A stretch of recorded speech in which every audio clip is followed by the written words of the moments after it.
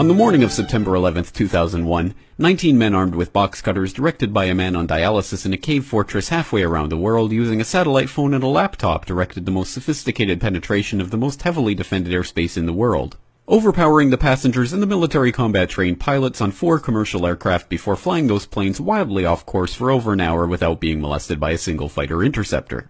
These 19 hijackers, devout religious fundamentalists who like to drink alcohol, snort cocaine, and live with pink-haired strippers, managed to knock down 3 buildings with 2 planes in New York. While in Washington, a pilot who couldn't handle a single-engine Cessna was able to fly a 757 in an 8,000-foot descending 270-degree corkscrew turn to come exactly level with the ground, hitting the Pentagon in the Budget Analyst Office where DoD staffers were working on the mystery of the $2.3 trillion that Defense Secretary Donald Rumsfeld had announced missing from the Pentagon's coffers in a press conference the day before, on September 10th, 2001.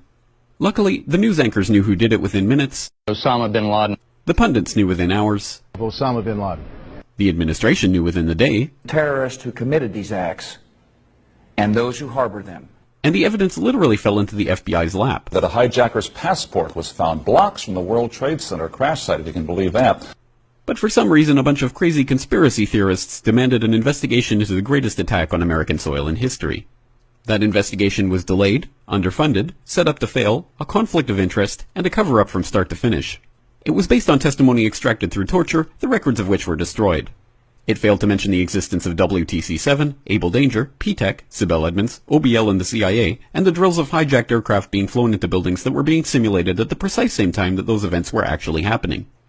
It was lied to by the Pentagon, the CIA, the Bush administration, and as for Bush and Cheney, well, no one knows what they told it because they testified in secret, off the record, not under oath, and behind closed doors. It didn't bother to look at who funded the attacks because that question is ultimately of little practical significance.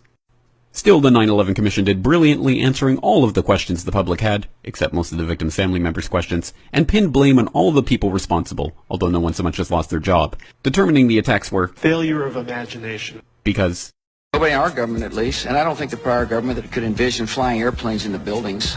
Except the Pentagon, FEMA, NORAD, and the NRO. The DIA destroyed 2.5 terabytes of data on Able Danger, but that's okay because it probably wasn't important. The SEC destroyed their records on the investigation into the insider trading before the attacks, but that's okay because destroying the records of the largest investigation in SEC history is just part of routine record keeping. NIST has classified the data that they used for their model of WTC-7's collapse, but that's okay because knowing how they made their model of the collapse would jeopardize public safety. The FBI has argued that all material related to their investigation of 9/11 should be kept secret from the public, but that's okay because the FBI probably has nothing to hide. This man never existed, nor is anything he had to say worthy of your attention, and if you say otherwise, you are a paranoid conspiracy theorist and deserve to be shunned by all of humanity. Likewise him, and her. And her, and her, and him. Osama bin Laden lived in a cave fortress in the hills of Afghanistan, but somehow got away. Then he was hiding out in Tora Bora, but somehow got away.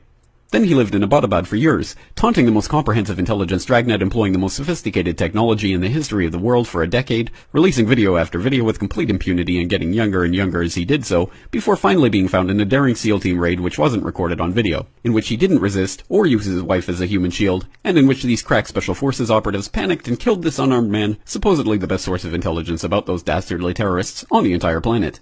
Then they dumped his body in the ocean before telling anyone about it. Then a couple dozen of that team's members died in a helicopter crash in Afghanistan. This is the story of 9/11, brought to you by the media which told you the hard truths about his head could be seen to move violently forward. And they took the babies out of the incubators. And mobile production facilities. And the rescue of Jessica Lynch. If you have any questions about this story, you are a batshit paranoid tinfoil dog-abusing baby hater and will be reviled by everyone. If you love your country and or freedom, happiness, rainbows, rock and roll, puppy dogs, apple pie, and your grandma, you will never ever express doubts about any part of this story to anyone. Ever.